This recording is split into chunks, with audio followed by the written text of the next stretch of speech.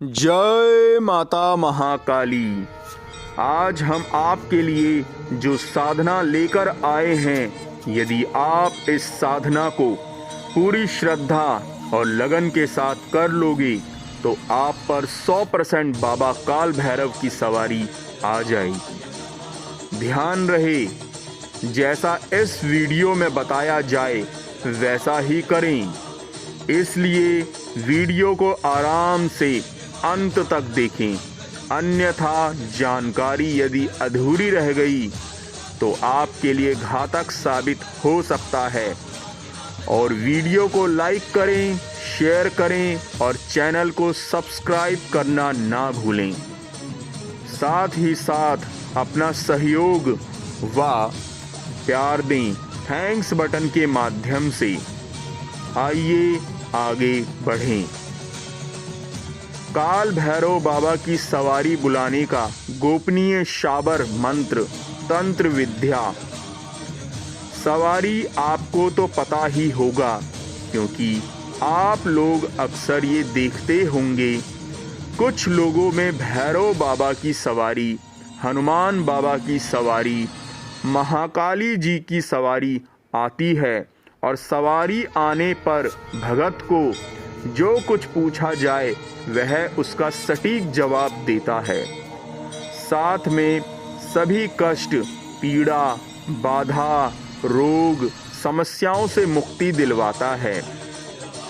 भगवान भैरव की साधना वशीकरण, उच्चाटन, सम्मोहन, स्तंभन, आकर्षण और मारण जैसी तांत्रिक क्रियाओं के दुष्प्रभाव को नष्ट करने के लिए भैरव साधना की जाती है। भैरव साधना से सभी प्रकार की तांत्रिक क्रियाओं के प्रभाव नष्ट हो जाते हैं। जन्म कुंडली में छठा भाव शत्रु का भाव होता है। लग्न में षठ भाव भी शत्रु का है। इस भाव के अधिपति भाव में स्थित ग्रह और उनकी दृष्टि से शत्रु संबंधी कष्ट उत्पन्न होते हैं। यह शत्रुता कई कारणों से हो सकती है। आपकी प्रगति कभी कभी दूसरों को अच्छी नहीं लगती और आपकी प्रगति को प्रभावित करने के लिए तांत्रिक क्रियाओं का सहारा लेके आपको प्रभावित करते हैं। तांत्रिक क्रियाओं के प्रभाव से व्यवसाय धंधे में आशानुरूप प्रगति नहीं होती है, दिया हुआ रुपया नहीं लौटता, रोग या विघ्न से आप पीड़ित रहते हैं अथवा बेकार के मुकदमेबाजी में धन और समय की बर्बादी हो सकती है। इस प्रकार के शत्रु बाधा निवारण के लिए भैरव साधना फलदायी मानी गई है। यह प्रयोग बालक, वृद्ध, स्त्री, पुरुष किसी पर भी संपन्न किया जा सकता है। भगवान भैरव का शावर मंत्र तंत्र प्रयोग कोई टोटका नहीं बल्कि शुद्ध तंत्र प्रयोग है, जिसका प्रभाव तत्काल रूप से देखा जा सकता है। रुद्रयामाल तंत्र के अनुसार 10 महाविद्याएं और संबंधित भैरव के नाम इस प्रकार हैं।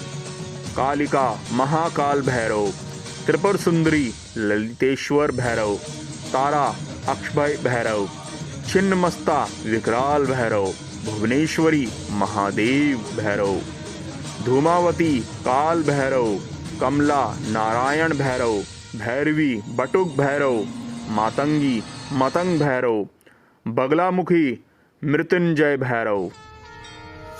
भैरव से संबंधित कई साधनाएं प्राचीन तांत्रिक ग्रंथों में वर्णित है। जैन ग्रंथों में भी भैरव के विशिष्ट प्रयोग दिए गए हैं।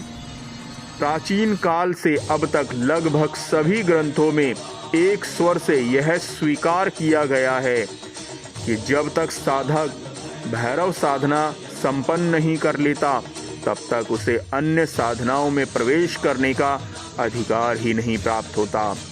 शिव पुराण में भैरव को शिव का ही अवतार माना है, तो विष्णु पुराण में बताया गया है कि विष्णु के अंश ही भैरव के रूप में विश्व विख्यात हैं।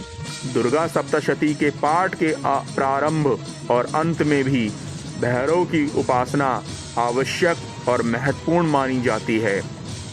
भैरव साधना के बारे में लोगों के मानस में काफ़ी भ्रम और भय है, परंतु यह साधना अत्यंत ही सरल, सौम्य और सुखदायक है। इस प्रकार की साधना को कोई भी साधक कर सकता है। भैरव साधना के बारे में कुछ मूलभूत तथ्य साधक को जान लेने चाहिए। भैरव साधना सकाम्य साधना है, अतः कामना के साथ ही इस प्रकार की साधना की जानी चाहिए। भैरव साधना मुख्यतः रात्रि में ही संपन्न की जाती है। कुछ विशिष्ट वाम मार्गी तांत्रिक प्रयोगों में ही भैरव को सुरा का नैवेद्य अर्पित किया जाता है। सुरा अर्थात शराब। भैरव की पूजा में दैनिक नैवेद्य साधना के अनुरूप बदलता रहता है। मुख्य रूप से भैरव को रविवार को दूध की खीर, सोमवार को मोदक लड्डू, मंगलवार को घी गुड़ से बनी हुई लपसी, बुधवार को दही चिवड़ा, गुरुवार को बेसन के लड्डू, शुक्रवार को भुने हुए चने तथा शनिवार को उड़द के बने हुए पकोड़े का नैवेद्य लगाते हैं। इसके अतिरिक्त जलेबी, सेव, तले हुए पापड़ आदि का नैवेद्य लगाते हैं। देवताओं ने भैरव की उपासना करते हुए बताया है कि काल की भांति रौद्र होने के कारण ही आप कालराज हैं। भीषण होने से आप भैरव हैं। मृत्यु भी आपसे भयभीत रहती है, अतः आप काल भैरव हैं। दुष्ट आत्माओं का मर्दन करने में आप सक्षम हैं, इसलिए आपको आमर्दक कहा गया है। आप समर्थ हैं और शीघ्र ही प्रसन्न होने वाले हैं। साधना के लिए आवश्यक ऊपर लिखे गए बताए गए नियमों के अलावा कुछ अन्य नियमों की जानकारी साधक के लिए आवश्यक है, जिनका पालन किए बिना भैरव साधना पूरी नहीं हो पाती। भैरव की पूजा में अर्पित नैवेद्य प्रसाद को उसी स्थान पर पूजा के कुछ समय बाद ग्रहण करना चाहिए। इसे पूजा स्थान से बाहर नहीं ले जाया जा सकता। संपूर्ण प्रसाद उसी समय पूर्ण कर लेना चाहिए। भैरव साधना में केवल तेल के दीपक का ही प्रयोग किया जाता है। इसके अतिरिक्त गुग्गल, धूप, अगरबत्ती जलाई जाती है।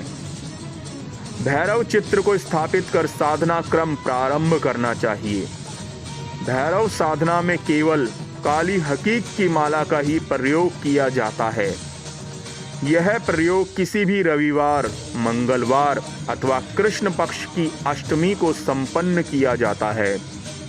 भैरव साधना मुख्यतः रात्रि काल में ही संपन्न की जाती है, परंतु इस प्रयोग को आप अपनी सुविधा अनुसार दिन में भी संपन्न कर सकते हैं। साधना काल में साधक स्नान कर स्वच्छ लाल वस्त्र धारण कर दक्षिणाभिमुख होकर बैठ जाए। अपने सामने एक बाजोट पर सर्वप्रथम गीली मिट्टी की ढेरी बनाकर उस पर काल भैरव कंगन स्थापित करें। उसके चारों ओर तिल की 8 ढेरियां बना लें तथा प्रत्येक पर एक एक सुपारी स्थापित करें। बाजोट पर तेल का दीपक प्रज्वलित करें तथा गुग्गल, धूप तथा अगरबत्ती जला दें। सर्वप्रथम इस बताए हुए मंत्र को बोलकर भैरव का आवाहन करें। आवाहन मंत्र स्क्रीन पर आ रहा है, ध्यान से लिख लें।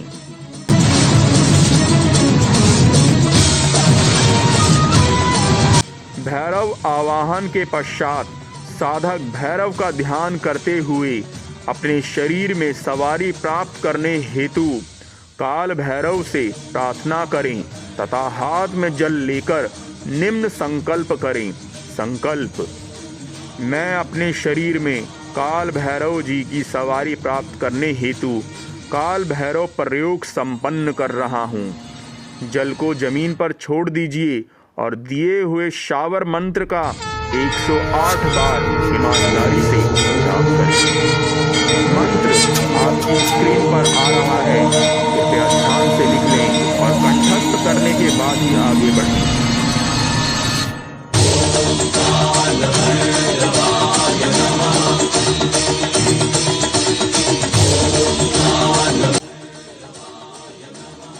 इसी प्रकार की गुप्त व लुप्त होती पूर्ण साधना की जानकारी हेतु अवश्य जुड़ें और यदि आप चाहें तो दीक्षा प्राप्त करके भी आगे साधना पथ पर बढ़ सकते हैं।